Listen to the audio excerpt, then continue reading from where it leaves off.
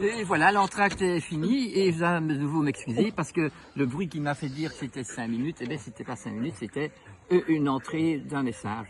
Et j'ai donc donné que 3 minutes dans la partie précédente. Alors on va rattraper cette fois-ci. On disait justement de bien comprendre la différence entre un repas qui est considéré comme quelque chose de mélangé, de préparé.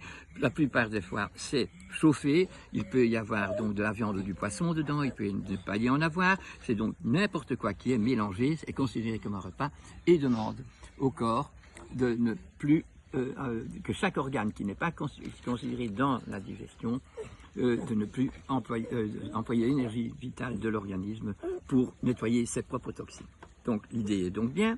Hors repas, une seule chose à la fois, c'est pas cuit, c'est pas préparé, c'est pas un mélange. Alors le corps peut digérer sans que les autres organes soient mis en défaut.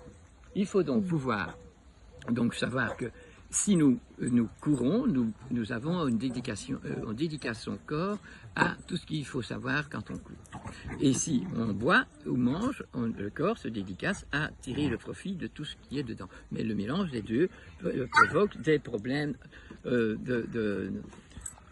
d'arriver au summum de l'activité qui est prise en charge. Donc, il faut savoir que ce qu'on mange doit être animé et pas dénaturé, autant quand c'est un entremets qui est cru et différencié, et même les entremets, quand ils sont crus, comme on avait déjà parlé la fois avant, si on n'est pas en trop bonne santé, qu'il y a un problème, on va manger des choses qui sont germées, on va manger des choses qui sont oxydées, parce que nous sommes dans la guérison nécessaire.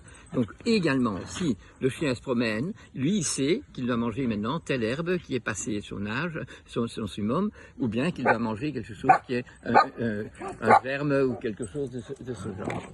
Donc, bien vous rappelez toujours, dans l'activité extraordinaire de la bonne santé, on mange exactement ce qui est dans la néogantropie, dans la sérotaxie, dans le maximum de ses qualités. Mais si on n'a pas l'activité qu'il fallait ou qu'on a un problème de remise en ordre de notre corps, alors on mange des choses qui sont ici, mais alors le plus souvent séparées et dans une des évolutions, donc ou bien pas encore mûr ou bien trop mûr. Donc vous savez faire cette gymnastique, les animaux savent le faire, mais nous les humains très souvent on n'y pense pas. Voilà pour cette partie. Alors quand on prépare un repas, je parle plus donc de l'entremets qui est cru et simple, on va parler d'un repas. Si vous préparez un repas pour votre famille ou pour vous, eh bien il faut que ce repas soit, donc il y a un mélange qui va être mis dans, comme vous êtes un artiste qui va aller travailler avec le four, avec le fourneau, vous devez avoir 5 qualités dans votre aliment. 5 absolument nécessaires qualités. La première, c'est que ce que je mange, c'est frais. Donc, c'est frais. Donc, si j'achète une mayonnaise au magasin, je suis un imbécile parce que j'achète un produit qui est dénaturé, dont je ne sais même pas ce qui est mis dedans. Et si je lis un peu l'étiquette, je vois qu'il y a tout plein de produits chimiques dedans. Et donc, faire ça à mon corps, c'est le trahir et ce n'est pas bon. La fraîcheur est donc nécessaire. Mais élargissons la fraîcheur. Par exemple, ce cava ou ce champagne, il est dans la bouteille depuis 2-3 ans. Mais comme je l'ai ouvert aujourd'hui, il faudra qu'il soit bu aujourd'hui, sinon les bulles seront parties demain. Et donc, il y a donc le fait que je fais une compote et que je sais comment la faire, et que je dois le faire avec beaucoup d'alchimie, c'est-à-dire dans du cuivre, parce que c'est un fruit qui contient du sucre, que je dois le faire en ajoutant de la cannelle dedans pour avoir toutes les notions de bonne santé qui sont nécessaires pour conserver la qualité de la pomme pendant plus qu'1 an. Quand il n'y a plus de pommes, on a encore, parce que quand on est nomade et qu'on est resté habité ici, eh bien, quand les pommes ne sont pas là, parce que nous sommes en plein hiver, c'est très bon de pouvoir ouvrir un pot de compote de pommes qui a été fait alchimiquement, selon les principes. Mais une fois ouvert, on doit le manger. Donc c'est ça l'idée de fraîcheur. Deuxièmement, ça varie. Vous êtes enceinte, mais vous allez manger beaucoup plus de crudités en dehors du repas. Vous avez donc soigné pour le bébé qui est dans votre ventre. Mais si vous faites le triathlon, ben vous mangez 3 beefsteaks et moi je mange qu'un petit morceau de beefsteak parce que j'ai en train de faire des films et je ne bouge pas. Voilà. Donc si ces principes sont reconnus, on a compris que tout doit toujours varier. Et en plus de la variation, je vous l'ai déjà dit précédemment, Au Sahara, on mange des trucs pleins de sucre ou des trucs pleins de sel parce qu'on ne peut pas transpirer ou sinon on déshydrate. Une soupe julienne là-bas, ça va nous faire mourir en 2 jours de déshydratation.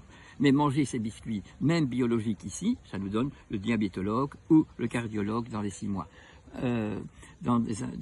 Parce que nous nous accordons pas la variation qui est nécessaire selon l'endroit où on est, le climat dans lequel on est.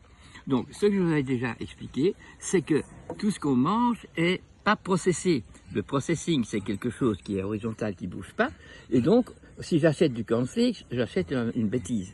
Mais si je fais une crêpe, je peux faire la crêpe avec des bonnes choses dedans, et j'ai donc un aliment complet, un aliment que quand je mange, c'est quelque chose qui est considéré comme un aliment. Donc, pas de processing. Le processing est vraiment quelque chose qui est toxique pour notre organisme. Mais le plus grand drame d'aujourd'hui, c'est que dans notre cuisine, même si on a quelque chose de très bien préparé et que la chasse a été bonne, et si on le prépare dans un micro-ondes ou dans une plaque